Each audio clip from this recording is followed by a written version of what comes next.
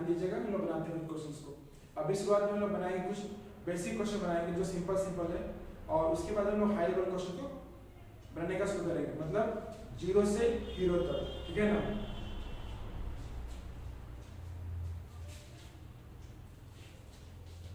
एक क्वेश्चन हमारे पास है, ठीक है।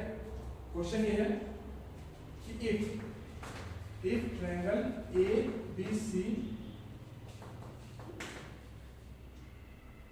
right angle at C, then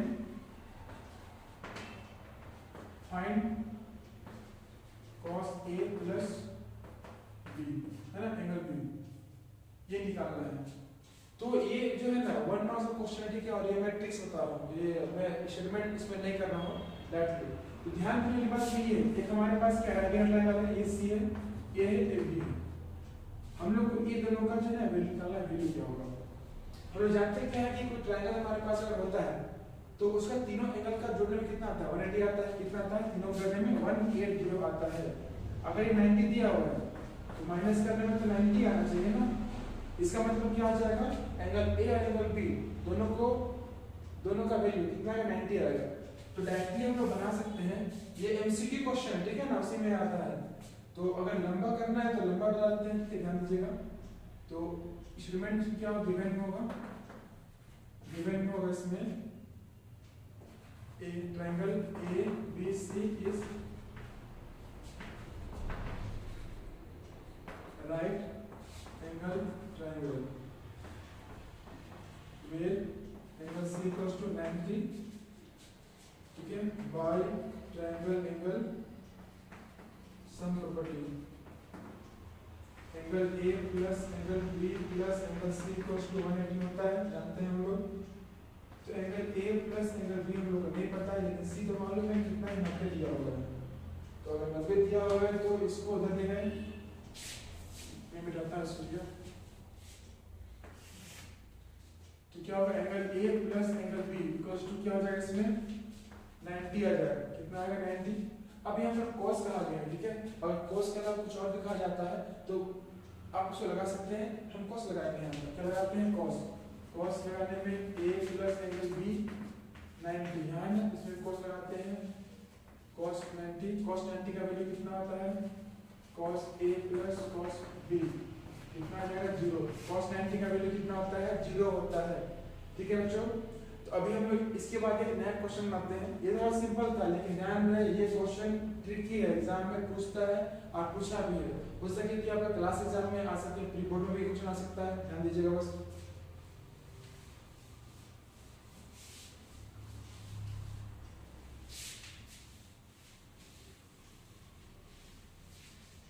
अब मैं बताता हूं, एक क्वेश्चन है जहां पर कहा गया है, इसमें देखिए sin अल्फा इक्वल्स टू 1/2 कहा गया है, cos बीटा इक्वल टू कितना कहा गया है, cos बीटा इसमें कहा गया है 1/2 बोला गया है। तो बोला है कि देन, ठीक है ना, then find the value of, क्या बोला है, अल्फा प्लस बीटा का निकालना है, वैल्यू क्या होगा, ठीक है। कहा गया if sin alpha equal to 1/2 and cos beta equal to 1/2, then find the value of cos alpha and cos beta. Okay, now look at it. तो सिंपल हम लोग को ध्यान देने इसमें ये है ना, दिमाग लगाइए। sin अल्फा प्रॉब्लम क्या है, इसमें अल्फा बीटा का निकालना है, ठीक है ना, मतलब sin कटेगा cos भी कटेगा। तो sin 1/2, sin में 1/2 किसका वैल्यू होता है, sin में 1/2 होता है, किसका होता है, किसी को याद है, अगर नहीं याद है तो मैं एक बताया हुआ ट्रिक, फॉर्मूला की ट्रिक बता रहा हूं मैं, उस ट्रिक से आप निकाल सकते हैं, याद नहीं करना पड़ेगा। अभी देखिए मैं वो ट्रिक लगाता हूं, काम करता हूं कैसे। एंगल क्या होता है, 0 30 45 60 90 होता है।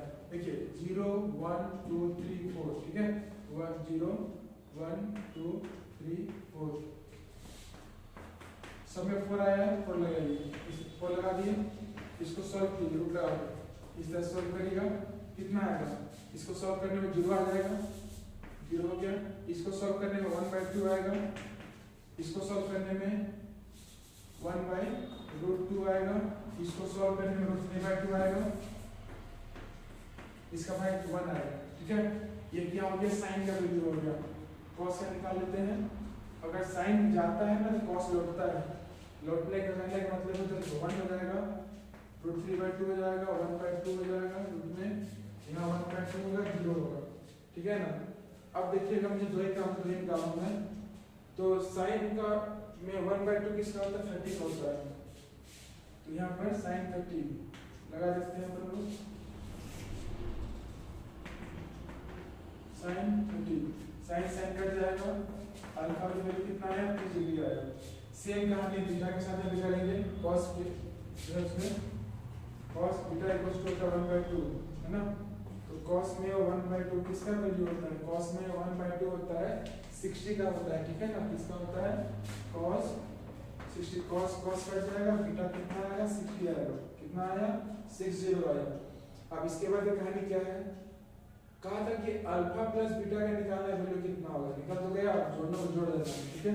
तो alpha plus beta equals to क्या हो जाएगा, इसमें 30 प्लस 60 कितना आ जाएगा, 90 आएगा। इसका मतलब ये है हम लोग का आंसर आ चुका है। अब हम लोग इसके बाद बढ़ते हैं एक नए क्वेश्चन की ओर, जो क्वेश्चन थोड़ा सा मजेदार है, बस वीडियो के साथ बने रहिए और देखिए मैथ बनाते कैसे हैं।